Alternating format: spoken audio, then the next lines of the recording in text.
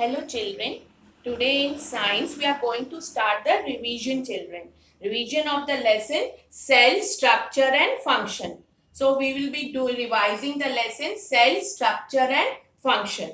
As you all know children, a cell is the basic structural and functional unit of life. You all know that a cell is the basic structural and functional unit of life. Our body is made up of basic building block. What are that basic building block? These cells are the basic building block. It is the smallest unit of an organism. What is it, children? It is a smallest unit. It is a smallest unit. What is the smallest unit? This cell is the smallest unit of an organism. It is the smallest unit of an organism that is classified as living and is often called the building brick of life. It is also known as children building brick of life. It is also known as building brick of life. So, you know about the cell. A cell is the basic structural and functional unit of life, and it is the smallest unit of an organism that is classified as living and is often called as building brick of life. Clear children? This was all about the cell. Now, discovery of the cell. Now, discovery of the cell. Robert Hooke. Who discovered the cell, children? That is Robert Hooke discovered the cell. Robert Hooke, an English scientist, discovered cells. Fine. Now, about the cell, their size, shape and number. The cells, size, shape and number. We will discuss now about the cell, size, shape and what, children? And it is number. Size, shape and number. Fine. Now, first of all, we will be discussing about the size. Most cells are small and cannot be seen by naked eyes. You all know that cells are too small. They cannot be seen by the naked eyes. Now, about the shape. Now, about the shape, children. Not all cells are of the same shape either. Some are round, others are spindle shaped. They can be elongated or even irregular, children. There is a variation in the shape. They can be round, children. They can be in spindle shape, elongated or even irregular like amoeba.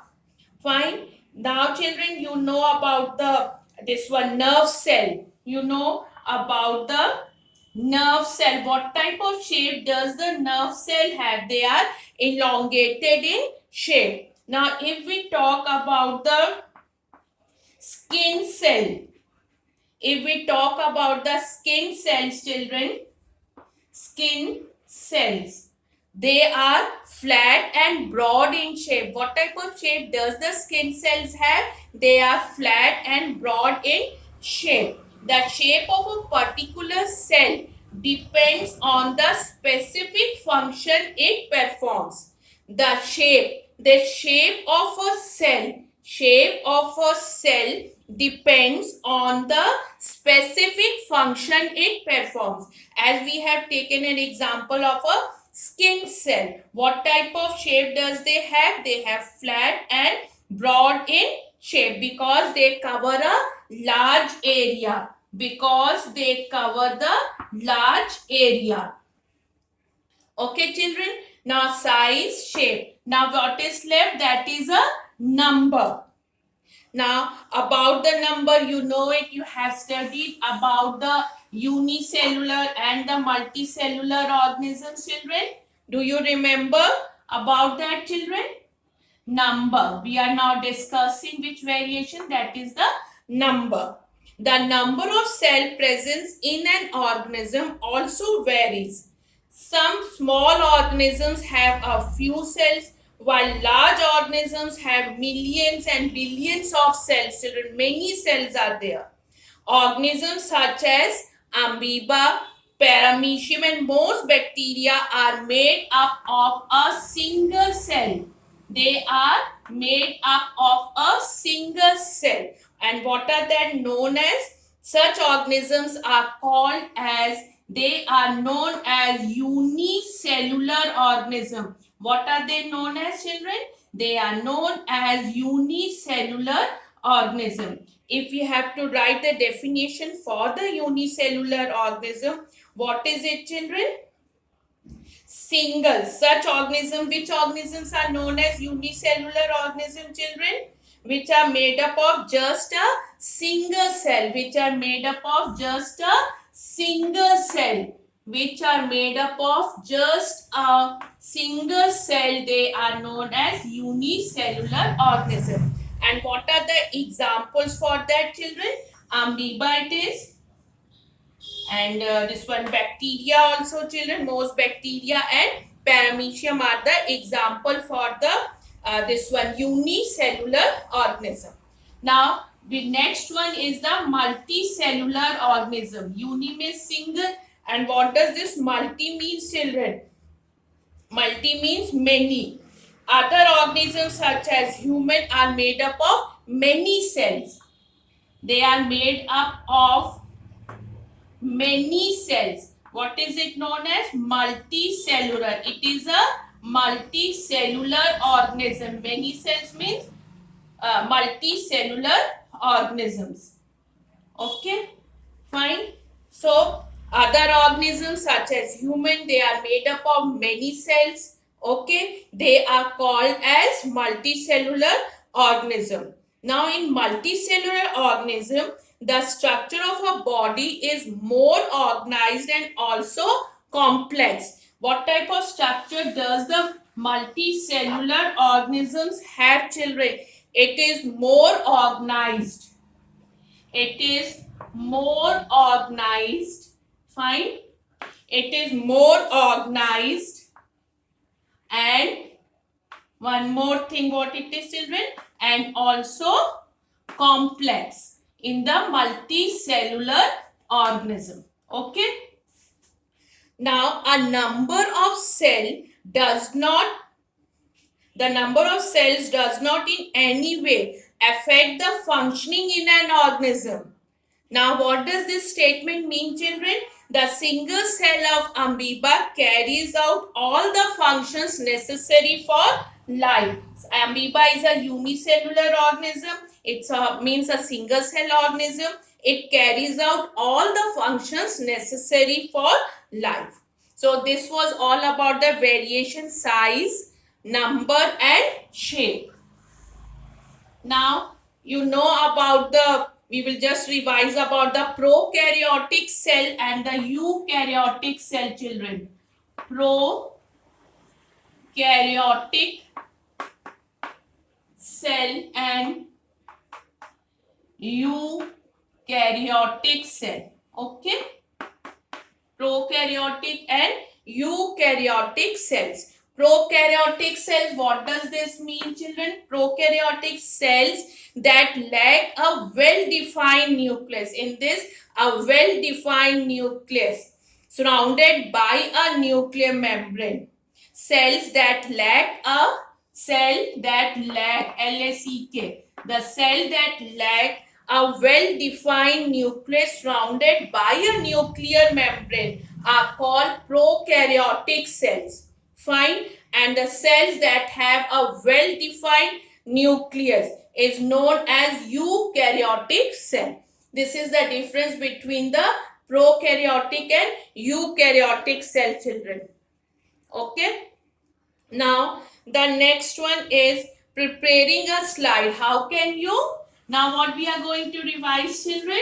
How can you prepare a slide? We are going to discuss about preparing a slide. How can you prepare a slide? So when we think about doing any of the practical for seeing the slide and all. So what all things we need? Okay, what is the first thing which is required, children? That is a microscope. What do you need? That is a microscope. Fine, children. Microscope. If you people need a microscope. A microscope is an instrument used for magnifying and observing things that our naked eyes cannot see. That is the role of the microscope. Now, what we are going to do, we are going to prepare a slide, children. To view a specimen under a microscope, when we have to view a specimen under the microscope, we should first know how to prepare a slide. So what all things are required? Slide is required, cover slip, glycerin, and the stains are required for it, children. You know the slide, cover slip, and stain is required. So what you have to do, you have to put one drop of one. This is a slide. What is it, children? This is a slide. Fine. Put one drop of water on a slide. A slide is a rectangular piece of glass. Now what you will do next, place the specimen on the slide. It is technically called mounting. What is this process known as? This is known as mounting, children. What is it known as? This is known as mounting. It is known as mounting. Mounts may be temporary mount or permanent mount. Mounts may be temporary or permanent mounts. Temporary mounts are mounted in glycerin or water. It is called a wet mount. So the mounts can be which two types, children? It can be temporary mount and the permanent mount.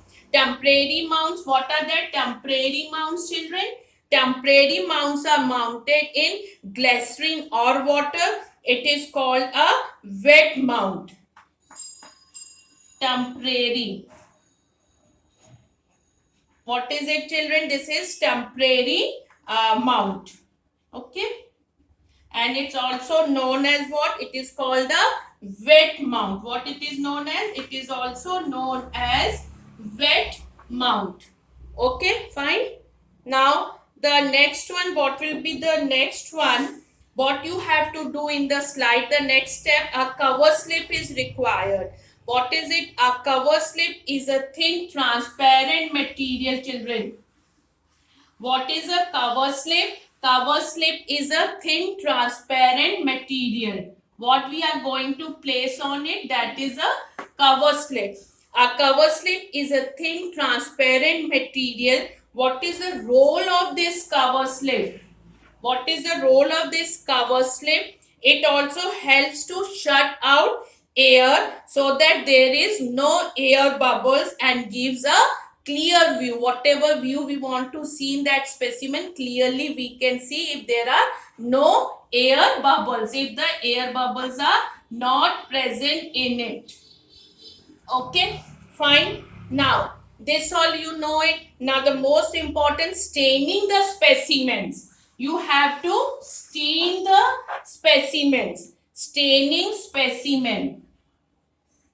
Why do we have to stain the specimens? Staining the specimens. Why do we have to stain the specimens? Many structures in a specimen are not visible with a light microscope. In order to view the object clearly, if you have to view the object clearly, view the object clearly. If in order to view the object clearly, it is necessary to stain. What is the necessary part? The necessary part is to stain it with a chemical dye. We have to stain it with a chemical dye. That is most important if we want to view the object clearly. We want to view the object clearly, so we have to stain the specimen with a chemical dye. Staining highlights the parts to be viewed so that they are clearly visible. Fine children, this is clear. Iodine, methylene blue may be used, saffron may be used. These all are the stains which can be used for staining the specimens. Okay, this part must be clear to all of you. Now we will come to the next part of this lesson, that is the cell structure. So what all we have discussed right now, we have discussed about the cell, its discovery, then their variation, size, number and shape. Then we discussed about unicellular, multicellular, then prokaryotic and eukaryotic cell, and about the temporary mount, how that mounting is done, what is the role of the microscope. Now we are coming to the next topic, that is the cell structure. Now we are going to discuss the cell structure. The cell structure is the same in plants as well as in animals, but there are some differences. The basic component of a cell, a plant cell or an animal cell, consists of, what are that? They are cell membrane, or it's also known as plasma membrane. It's also known as plasma membrane. Okay, fine. Then cytoplasm and nucleus.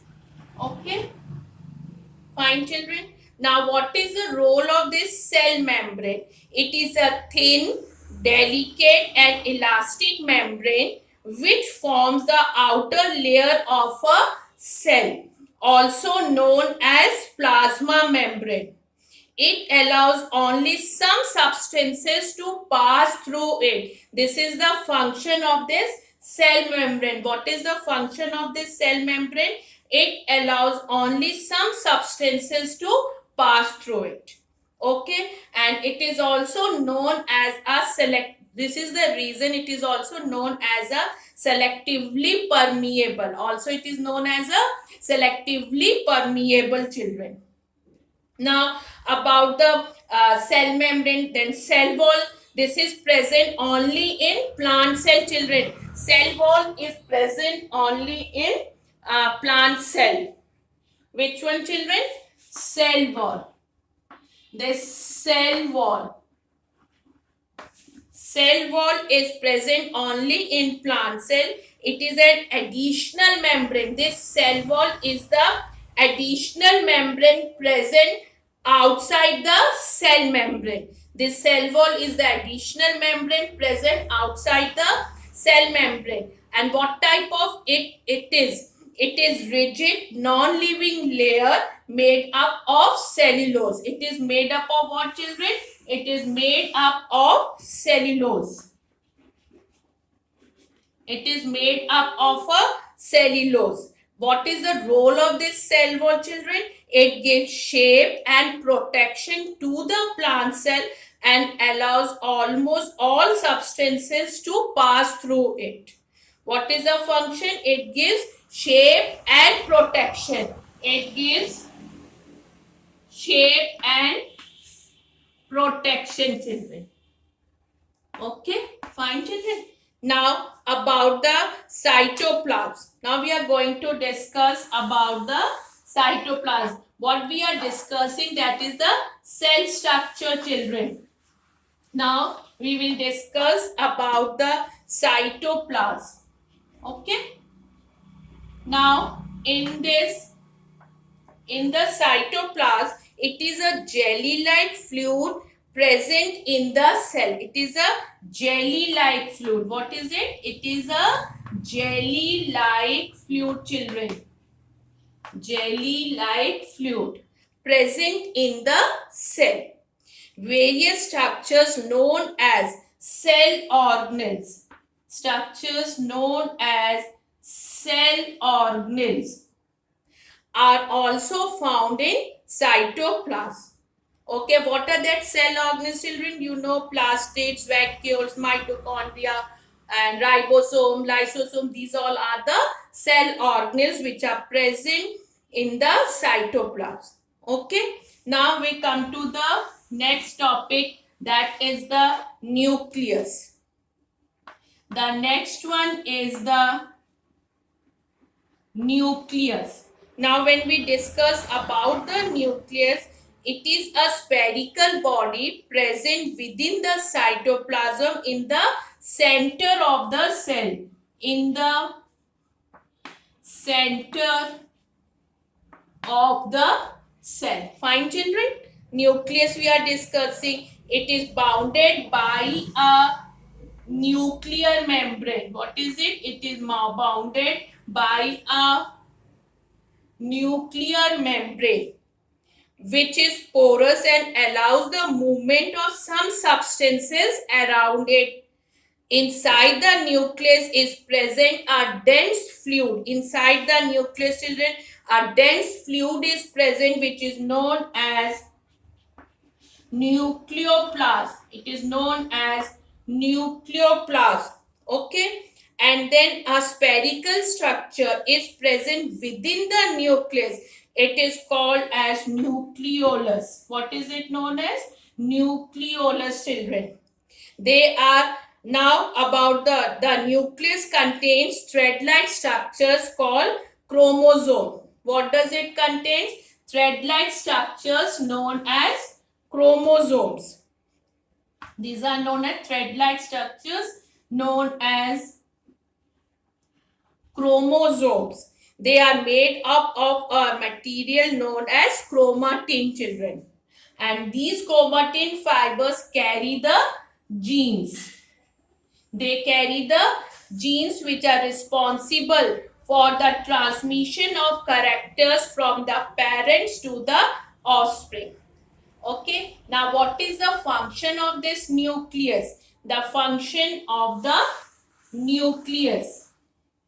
Nucleus also controls the activities of the cell. That is why it is also called as a control room of the cell. Why it is known as a control room of the cell? What is the reason it is known as the control room of the cell? Because it controls all the activities of the cell. This all was about the cell structure, children. So we have discussed in here.